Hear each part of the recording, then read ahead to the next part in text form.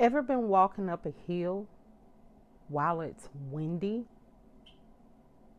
Not just a little bit of wind, but a whole lot of wind. Because we all know the harder the wind, the harder it is to walk. But even more so, walking up a hill. And don't have a jacket on that's open, it becomes a parachute. But what about the person going downhill? What about the one walking with the wind instead of against it? This is also true for us Christians. And today, we're going to find out just how God plans to use wind to work for us, not against us. But first, welcome everybody. Welcome to Being Authentic Rules, where we're becoming like fine wine, one message at a time. Now, today's message comes from the book of Matthew, chapter 3, verse 12, which says, "He is ready to separate the chaff from the wheat with his winnowing fork. Then he will clean up the threshing area, gathering the wheat into his barn, but burning the chaff with never-ending fire." Now, in case you are like I was and don't know what in the world is a winnowing fork, I got you. I found out that it's a tool used to separate grain from chaff using wind.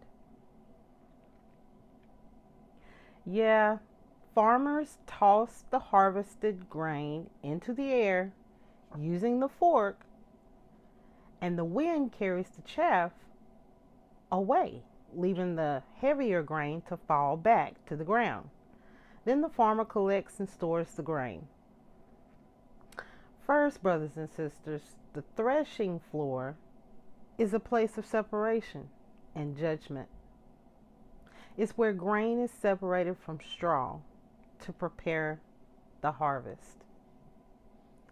Now, oftentimes we as Christians go through opposition. We didn't ask for it, nor did we create it. It just happens. It doesn't have to be from people either.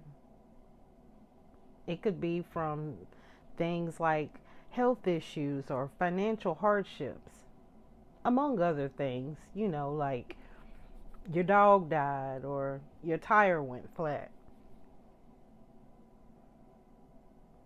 I mean, it could be just about anything. And pretty soon you start wondering what is really going on. Well, I'm just encouraging you today to hold on. The farmer is doing something. It was told that in the last days, God would help his true messengers and his people. You see, just like the grain, it don't feel good when we get tossed in the air, especially when you hit the ground hard. But sometimes it's necessary for the separation to happen. See, we could have some chaff on us that refuse to let go. It kind of gets stuck to you, like people who weren't meant to move forward with you in life, that just must be removed. And during the tossing process, well, it's also a testing ground for us. Will we hold or will we fold? It's hard, but we must continue trusting God even through the opposition. What does it mean to trust God through the opposition, you might ask? Well, it don't mean that you have to do everything perfect. No one could, and no one has ever been perfect since Jesus Christ. But trusting God means exactly that. Trusting God is to continue to have faith in God's promises. It's finding a way to stand up when life knocks you down. It's not giving in to the sickness even though it hurts. And remembering that Jeremiah chapter 30 verse 17 says, I will give you back your health and heal your wounds. It's knowing God will restore your finances at just the right time. These are all privileges for God's family members.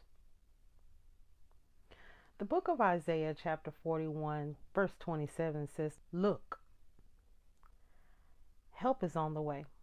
I will send Jerusalem a messenger with good news. Now, if you're like me, I must be honest. After all, this is being authentic rules. I know you get tired of being worn out by trials and tribulations. Trust me, I get it. I've had my share of ups and downs too. But God is pleased when we endure unjust treatment in light of His will.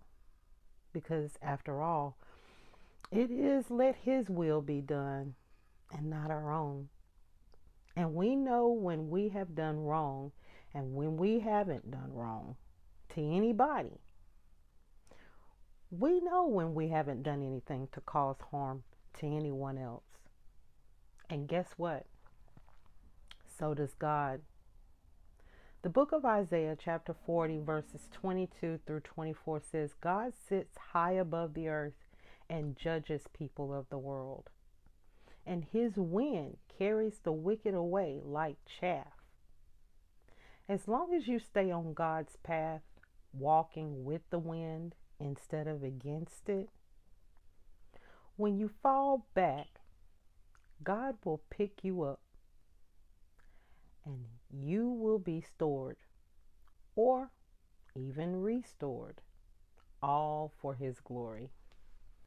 So, I leave you with the scripture taken from 1 Peter chapter 4, verse 19. And it says, So if you are suffering in a manner that pleases God, keep on doing what's right and trust your lives to the God who created you, for He will never fail you. Well, friends, that's all for today. If you feel led to like, comment, share, or subscribe, don't let the enemy stop you. But no matter what, I thank you for being here. Until next time, I love you and keep sunsetting the bar. Bye for now.